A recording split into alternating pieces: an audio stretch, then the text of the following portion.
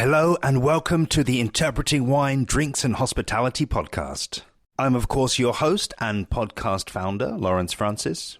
Across 8 episodes welcoming you to the Austrian wine producing region of Wagram.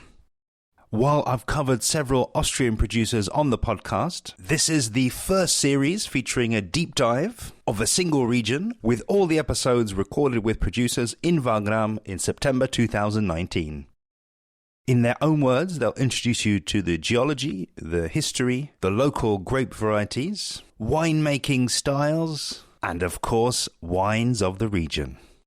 All of the producers are at least organic and some are biodynamic. And interestingly, many of these wines are not yet available in major overseas markets. And where producers are seeking representation, I've included details in each episode. So without further ado, here's today's episode of this Wagram special.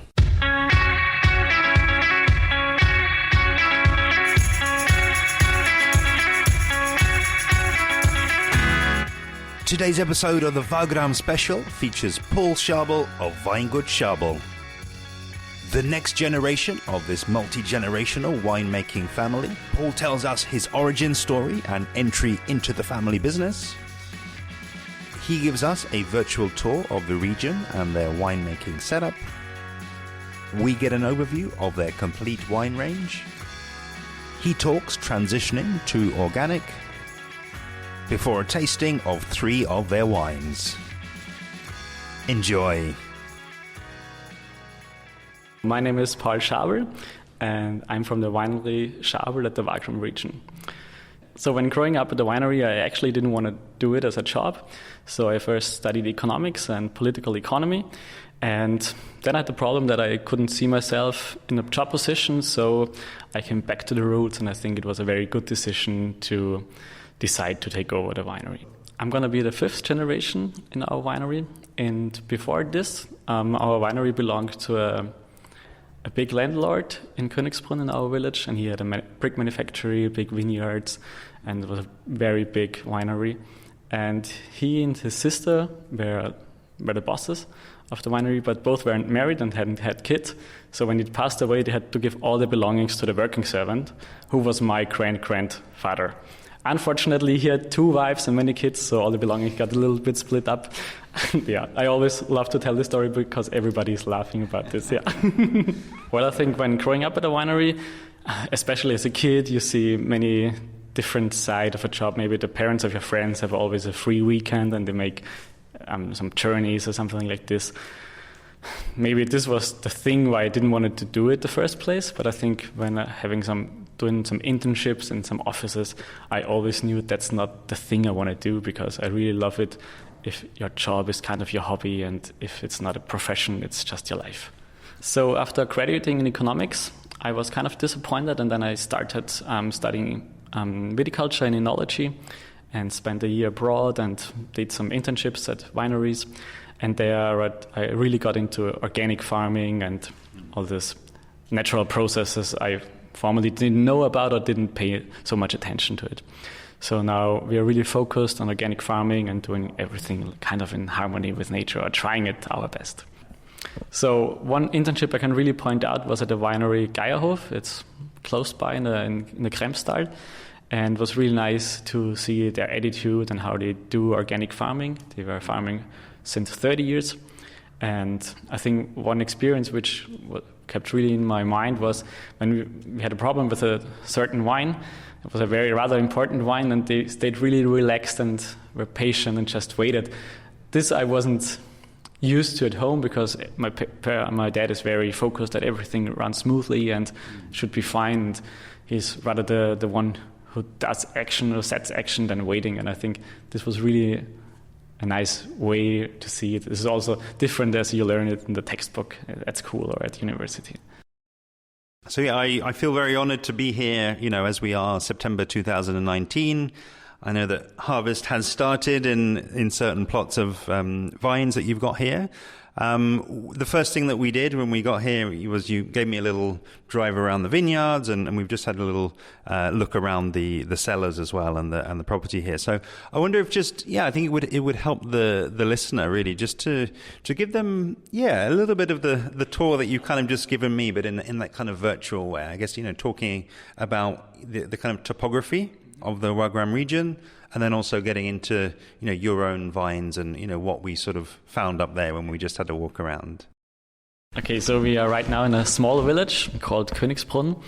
It's situated in Lower Austria, and what's very nice about this village is that it's on the one side of the village is very flat land, and right on the other side of the street, on the other half of the village, there is our wine region starting. So that's a very nice. There's very nice geology there, and there the hilly side of our wine region starts. And in former times, there was once an ocean here. So at the very bottom, we have maritime sediments, and then the Danube River was coming more from a northern side and brought gravel soil. And then on the top, during the ice ages, our frutal soil, our löss soil, was brought here by wind. So on the steep edge here, we have this very nice geology where I think you can't find anywhere else. And I think this is what I always want to point out from our village, because I think all our neighbors kind of forget about it. How nice this is. So on top of this hill, we have our vineyards. So in total, we have 8 hectares of vineyards, and we mainly focus on Gruner Veltliner and Roter Veltliner. These are our 2 main varieties. And we do some cover cropping in all our vineyards, and especially in the Roter Veltliner, we try to also cover crop the space beneath the vines. I think it can stress the wines a little bit more, so we get good quality. And I think we can do it because we have this very fertile soil, and we don't water stress them too much. I think in other regions this would be impossible. And I also always point out that we don't have any irrigation systems. So our soil can save so much rainwater, that we have enough water for the whole growing season. So right now we are sitting in our tasting room. This is kind of in the middle of our court, and you have a very good view on the court, which is what I really love about a tasting room. On the court at our winery, that's where we live, and that's where I also grew up. And on the one side, there is our house, our living house, where we live. So on the one side, we live. On the other side, we have the wine cellar, the storage room for the bottles, and fermentation. So it's all more or less close by, all in one place. In our wine cellar, we have mainly stainless steel because it's really nice to work with. But I started also to bring in some wood because I think the wine develops better in a different way in a wooden barrel. So I really love this. Right now we only have 2 wooden barrels for Roter Veltliner and Gruner Veltliner Reserve. But in future, I would really like to bring more wood back to the wine cellar. I think it's really nice to work with. And I think also spontaneous fermentation really works fine in wooden barrels. I haven't had always good experiences with spontaneous fermentations in stainless steel. Maybe it's too clean. This could be. But yeah, that's why the reason I would like to bring back more wood. But the stainless steel is awesome to work with. Like, it's always clean. You get good fruity wines out of it. Yeah. I got to say, I'm really loving the scale of the winery here. As I mentioned, as we were walking around, I've been lucky enough to travel to many different types of wineries in many different countries, and I think there's always just something that I enjoy and like just about having, the sort of 2,500 litre vessels and 10,000 litre vessels, nothing much bigger than that, and where you can, I guess, sort of walk from one end to the other in a minute or two, and everything. It just feels more human, it just also just feels very practical as well. You having everything on site here, from the bottling line to the aging to the labeling. It just very much feels as though you've got the business, but it's also your life, as you say. I think as you put very well there, it's I think calling this your court, I think that's kind of the name for it. It's like, technically kind of everything could sort of happen here, on this one site, in this, this beautiful day that we're here in September. And I just think it's also, that's taking me back, as one of the things that I find so special about wine is that you can have and you can capture the grapes just there a short drive away and process them here and age them here, but then they can be drunk in all different parts of the world. They can be sort of out there telling the story of your region. As you say, we're sat here in the tasting room. We've got all of the wines that you make lined up here. So I think what would be really interesting for me is just to get almost like an overview of the wines, and I guess across the 5 Gruner Veltliners that you've got, what are the different things that you're looking to express, and maybe even a little bit about the characteristics and the ways that you've gone about the winemaking to get those different styles. So our main focus is Gruner and Roter Veltliner. And for Gruner Veltliner, we have 5 different types in our assortment. And I think that's really what I like the most about this variety, is that you can make so many different wine styles. So we start with the first one. It's a really light-bodied summer wine, easy to drink. Then we have a village wine, which gets more intense in flavors. It's really nice to drink. And then we have 2 single vineyard wines. One is from Löss, deep Löss soil, which gets always expressive in tropical aromas. It's our oldest wines, and I really love this place, Ried Hochrain, because it's every year you feel that wine, when you harvest the grapes, there's always this exotic aromas. Then we have another single vineyard Gruner Veltliner is called Ried Mortal. This is from our neighboring village. And this is kind of an exception because it stands on gravel soil. So in former times, the Danube River came more from the north. So sometimes you have this gravel soil plots, and this vineyard is standing on of this. And finally, we have the Gruner Veltliner Reserve, which is, in my opinion, always the top of all our Gruner Veltliner. It is spontaneously fermented in a wooden barrel, and it stays there a full year on the full yeast. And we make a batonnage every week, so we stir the yeast up. And I think it has a special creaminess, and I really enjoy how looking at it fermenting and also drinking. I think both is pleasure. And for Roter Veltliner, for the variety Roter Veltliner, we have 3 different styles. We start with a village wine, then we have a single vineyard wine, and also a reserve. So we think that especially Roter Veltliner needs time to age. That's why we only have one Roter Veltliner, this is the village wine, Roter Veltliner Königsbrunn, from the same vintage. It's rather light-bodied, easy-to-drink wine, nice and fruity, but you don't have this special honey or dried fruits aromas, which Roter Veltliner gets when it's more aged. So the single vineyard Roter Veltliner and the Reserve we release 1 year later, and I think this is really time which needs the wines. They get much more expressive in the aromas and in the tastes, and I think Roter Veltliner is really a wine you can age for a long time. In the Wagram region, in former times, many different grape varieties were planted, so we also have a Riesling where you can really taste and feel the different terroir from our Löss soil, and sometimes people are kind of surprised because they are more used for apricot aromas or more fragile Riesling. I think ours is more expressive, more full-bodied, and you can really taste the soil in there. Then we have one Pinot Blanc, and then we do some reds.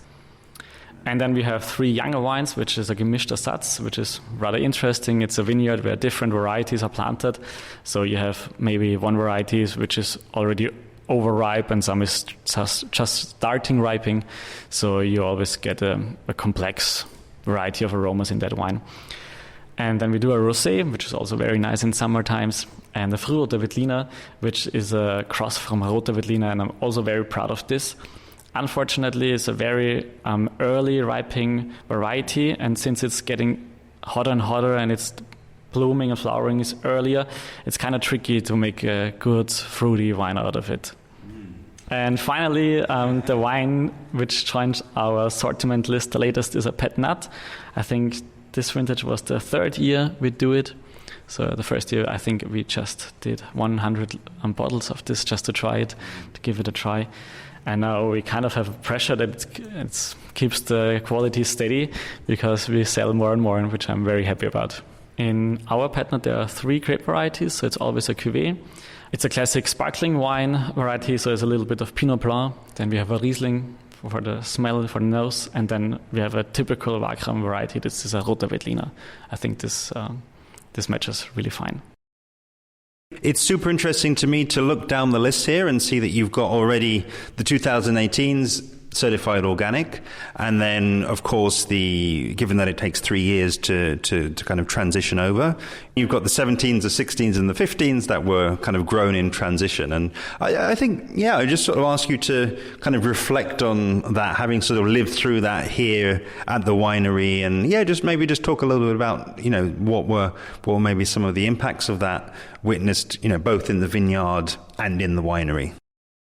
I think my parents were thinking many years about converting to organic farming, and they also didn't use any herbicides or insecticides anymore, but they didn't take the last step. So the thing was, they said, if I'm going to take over the winery, we're going to convert to organic farming, and that's what we did when I stepped in the first year. So we started in 2016, which was a very difficult first year because it was raining very often.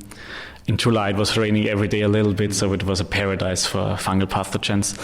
And it was really difficult. We almost didn't make it, but in the end, it was really fine. We had good quality fruit, and it was a nice vintage. In retrospect, I think it was really nice that we had a very difficult year because if the first year was easy, I think we would be like, we know how to do it, and now we know how risky it can be. You're never on the safe side, so you always have to pay attention on when it's raining, when it's the right development stage for infections and stuff like this. And I think that's really the nice thing about organic farming too. You live more in the vineyard, you have to pay attention to your wines and to the weather. Whereas if you spray your conventional schedule, you rather do it every year the same. So first year was pretty difficult. Then 17 and 18 was fine, was okay. This year was a little bit trickier, but still, I think now we know the majority of how it works.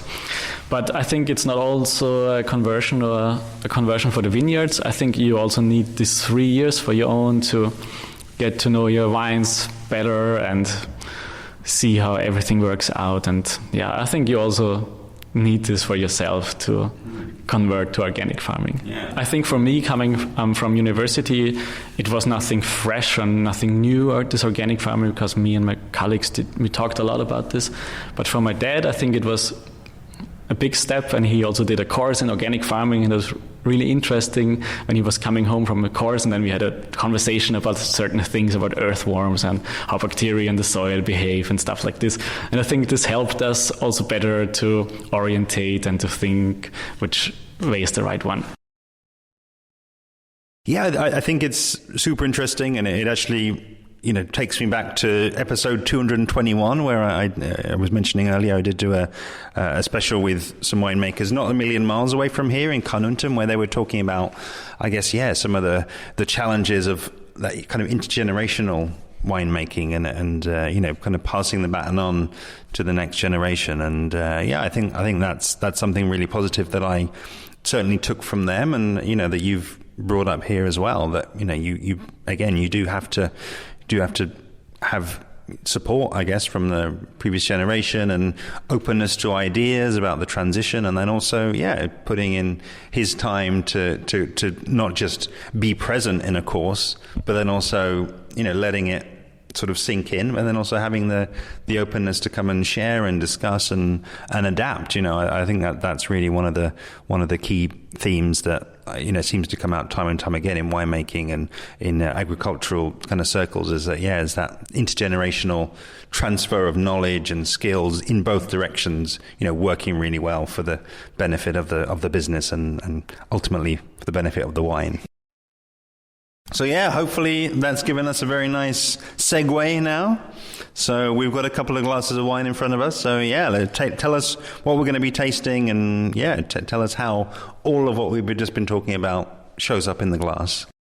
So I just poured you in one of my favorite Gruner Veltliners. This is Gruner Veltliner Ried Hochrain, vintage 2018. And I choose that wine because I think it's so nice to see that every vintage from this vineyard has the same aromas. I think you really can feel here a terroir. This is our oldest vineyard. It's around 50 years old. And it has very deep loess soil, so a very fertile soil. I think kind of this mix, I believe, makes always this wine so expressive. I think in ripe banana, or sometimes you can smell pineapple in there. Yeah, it's really interesting to taste that, because I think maybe I'm getting the surprise that you were talking about earlier when people taste the Riesling. I'm getting that here with the Gruner Veltliner, because yeah, certainly, it's got this like mouthfeel. It's really very rich. It's lovely. I mean, it's still, for me, it's still retained a really interesting finish though, because I thought, okay, it's full. It's kind of, as I say, it's very rich. It's got all of those sort of, there's kind of banana and slightly more tropical fruit, but then I wasn't sure, is it going to have that sort of mineral finish that I really go for, and it absolutely does. And I would say it's still very much a gastronomic wine. I think this is very much, we've just eaten lunch, and I'm already sort of thinking about what food I'd like to pair with this. So really, really, really enjoyable. So you got lucky. Yesterday we had friends over, and I opened a bottle of Roter Veltliner Reserve vintage 2016, which I think was a very good vintage for this wine. I think I got a very special connection to this wine because it was vintage 2012, which I think was the first wine when I thought I could step into the winery and take it over. And I have a lot of bottles of vintage 2012. It's also the year where I met my girlfriend, and it's our wedding wine. It's going to be our wedding wine. So I'm coming back to the wine. Is always the selection of the best grapes of a vintage.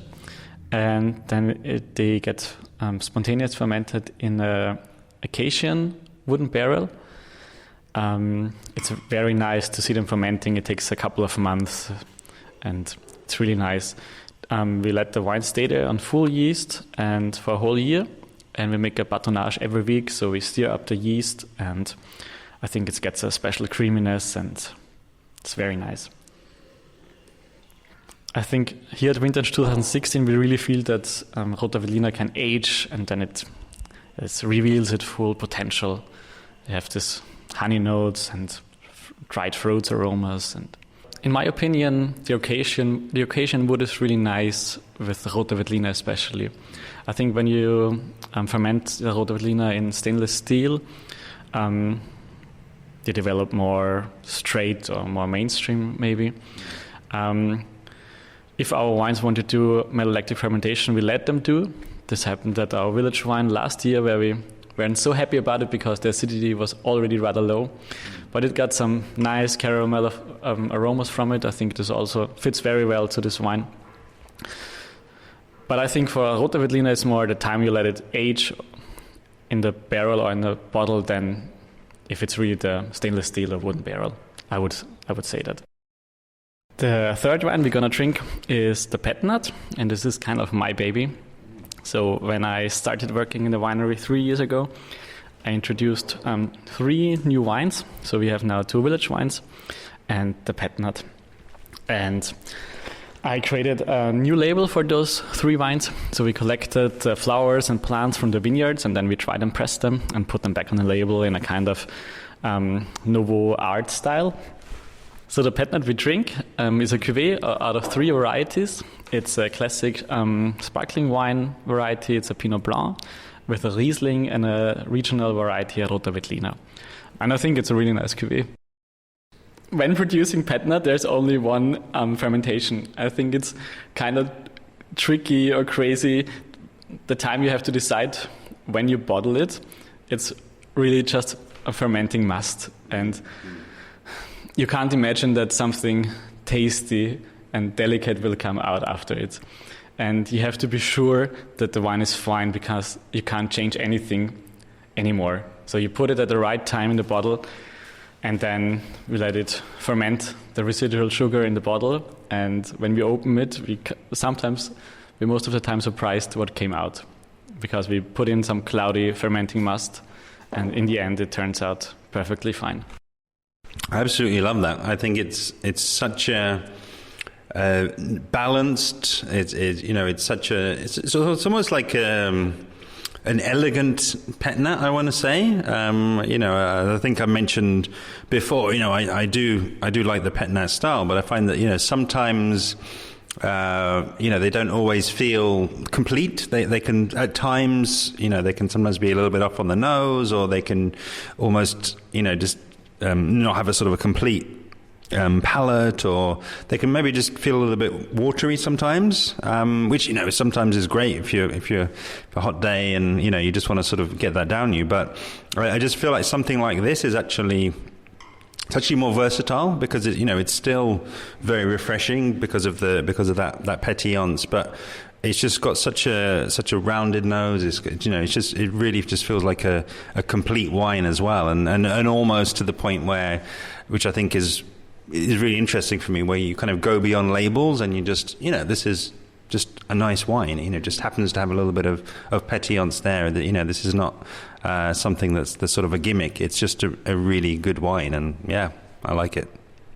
Again, I like to put these kind of little timestamps on because we're always capturing moments in time, because as we sit here in September 2019, I know that your parents and their team are sort of busy constructing a house, directly opposite the courtyard here and directly opposite the winery. So I think it's an interesting time, with this new structure going up here, with a new winemaker, new energy, new ideas, just maybe look ahead, to just think about, what sort of course are you and your family plotting for the winery, in the next years or decades.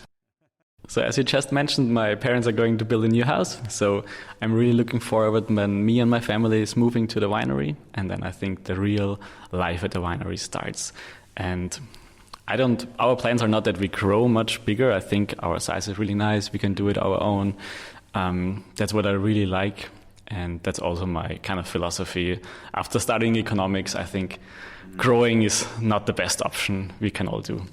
So I think we're going to stay with our two main focuses on Gruner and Roter Veltliner. Maybe we go a little bit more into natural wine, but let's see what's the next vintages will bring. I don't want to make too many plans for the future. I think you have to try it and give it a try, and then you'll see if it works or not. I think one part which I would like to change a little bit in the future is our distribution channel, because now we sell, I think, around 80% directly to Vienna. It's 60 kilometers from our winery. I think it's a very fine market.